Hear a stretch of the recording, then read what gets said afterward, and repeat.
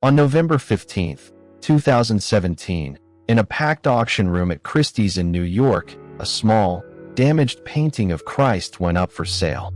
15 minutes later, the hammer came down at $450.3 million. That is not a typo. $450 million for a single painting. It is, to this day, the most expensive artwork ever sold at auction. It shattered every record in history. And here is the part almost nobody tells you. A lot of the world's top experts are not even sure it was painted by the man whose name made it worth that much.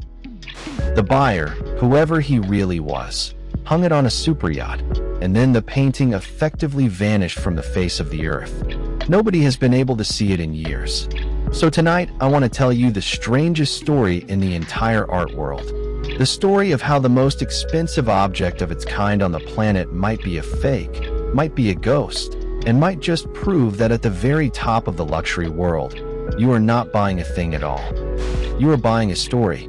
If you are the kind of person who is fascinated by what extreme money can actually buy, the objects, the obsessions, the secret world that only opens up at the very top, then you are in exactly the right place.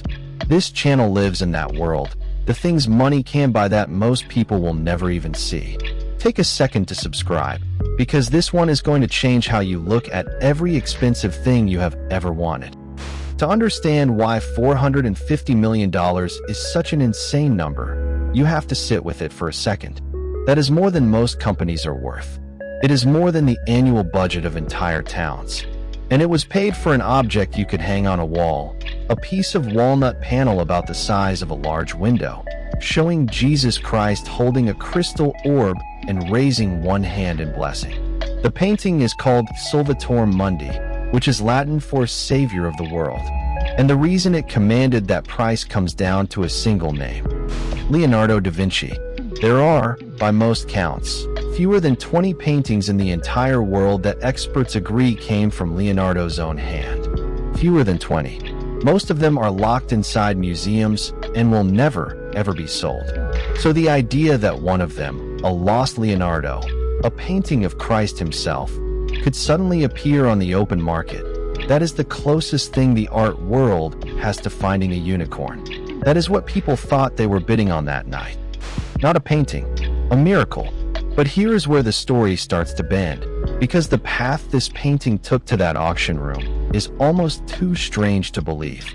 For centuries, Salvator Mundi was essentially lost. It passed through royal collections in England, then disappeared into obscurity. At some point it was so heavily painted over, so damaged, so worked on by other hands, that it looked like a cheap, clumsy copy. In fact, in the year 1958, this exact painting sold at auction in London for about £45. Not million, £45. The price of a nice dinner. For decades after that, nobody who mattered thought it was anything special. Then, in the year 2005, a small group of art dealers bought it, reportedly for somewhere around $1,000, from an estate sale in the United States. They had a hunch. They thought that underneath all the damage and the crude overpainting, there might be something extraordinary hiding. So they had it restored. And this is the part that matters more than almost anything else in this whole story, because it is where the trouble really begins. A restorer spent years carefully removing the layers of old paint and damage, cleaning it, and yes, repainting the parts that had been destroyed over the centuries. When the work was done, the dealers presented it to the world with a stunning claim. This was not a copy. This was a genuine, lost painting by Leonardo da Vinci himself. And in the year 2011, one of the most respected museums on the planet, the National Gallery in London, put it on display in a major Leonardo exhibition, listed as an authentic work by the master. For the art world, that was the anointing. That was the moment the painting went from a curiosity to a treasure. And now I have to name the thing that hangs over this entire story like a shadow, because the deeper you go, the less certain everything becomes. From the very beginning, a serious number of respected art historians looked at this painting and said, quietly at first and then more loudly, "I am not convinced." Their doubts were not petty. Some pointed out that the quality of the work was uneven, that certain parts looked masterful while others looked stiff and flat, the way a talented assistant might paint, not a genius. Some argued that it was most likely the product of Leonardo's workshop, a busy studio full of skilled students and followers who painted in his style, under his direction, sometimes with a few touches from the master himself, but mostly by other hands. A few experts even floated the name of a specific follower, an artist named Boltraffio, as a more likely author. And then there was the restoration itself. Because so much of the original had been damaged and repainted, critics asked a devastating question. How much of what we are looking at is even old at all? How much of that $450 million surface was actually painted by a modern restorer, in our own century, trying to fill in the blanks? Think about what that means for a second. The entire value of this object, every single one of those hundreds of millions of dollars, rests on one fragile word. Attribution. Who painted it? If it is a true Leonardo, it is priceless. If it is a workshop piece, something made by his students, it is worth a tiny fraction of that, maybe a few million at most. And if it is largely the work of a restorer's brush, it is, in the coldest sense, a beautiful modern object dressed up in an old story. The gap between those possibilities is not small. It is $440-something million of pure, uncertain belief. And nobody, to this day, can prove which one is true beyond all doubt. But belief, when enough powerful people share it, becomes its own kind of fact. And in that auction room in 2017, belief won. The bidding was ferocious. Two determined buyers went to war over the phone, driving the price up in leaps of tens of millions of dollars at a time, while the room gasped. When it was finally over at $450.3 million, the crowd broke into applause. But the greatest mystery of the night was this: who actually bought it? For a while, nobody knew. The buyer had bid through a proxy, an anonymous stand-in, hiding the real identity behind the most expensive purchase in art history. And when the truth finally came out, it turned this story from a mystery about a painting into a story about power itself. Because the real buyer, according to reporting by major outlets including the New York Times, was Mohammed bin Salman, the Crown Prince of Saudi Arabia. One of the most powerful men in the world had just spent nearly $500 million on a painting of Christ whose authenticity many experts openly doubted. And then, here is where it becomes almost unbelievable. The painting disappeared. After the sale, there were plans for it to go on display. It was supposed to appear at a brand new museum in Abu Dhabi, a global cultural landmark. The unveiling was announced, and then, without a real explanation, it was quietly canceled. The painting simply did not show up. It was reportedly taken instead onto the Crown Prince's superyacht, a vessel named Serene, worth hundreds of millions of dollars on its own. And there, floating somewhere on the sea, the most expensive painting ever sold effectively vanished from public view. The world's greatest art institutions could not see it. The public could not see it.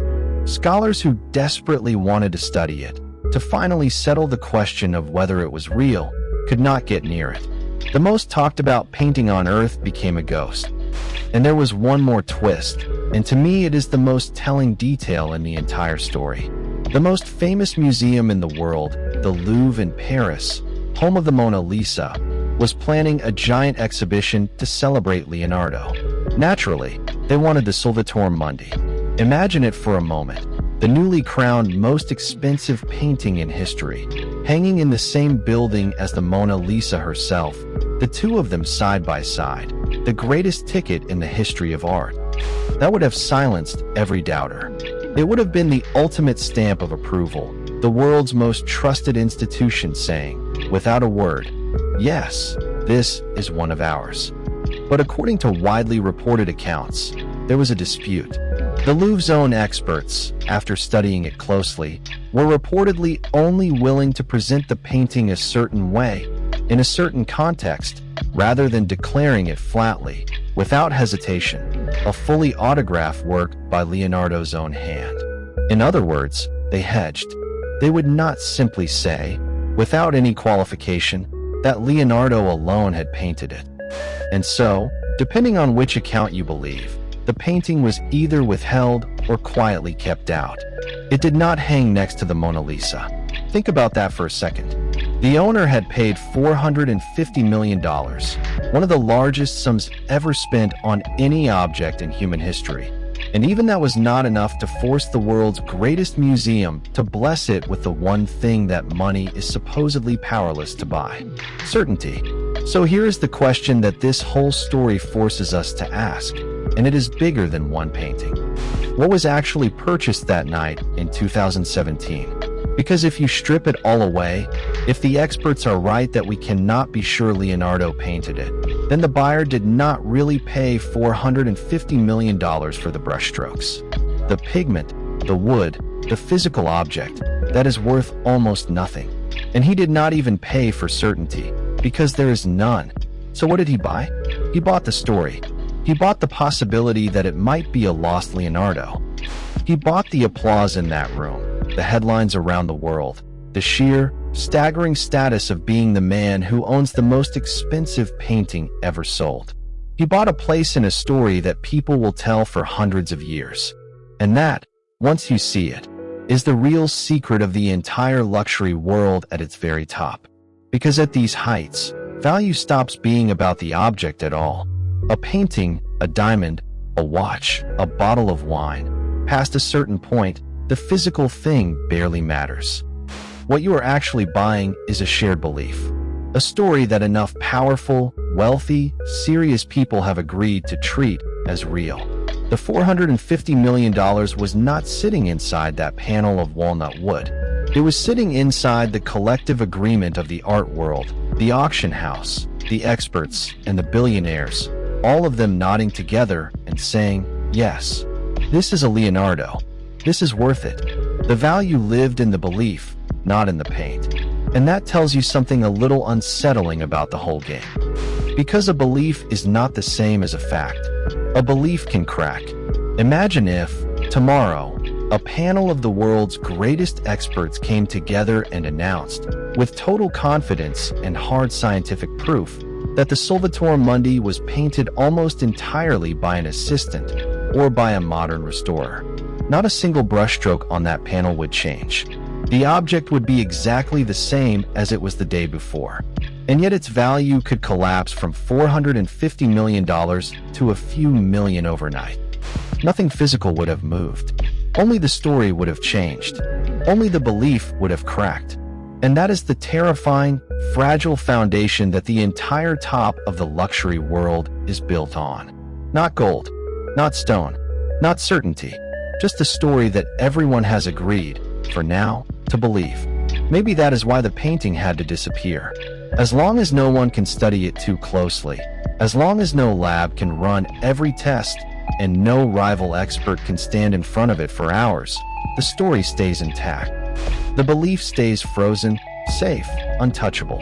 The moment it comes back into the light, the questions come with it.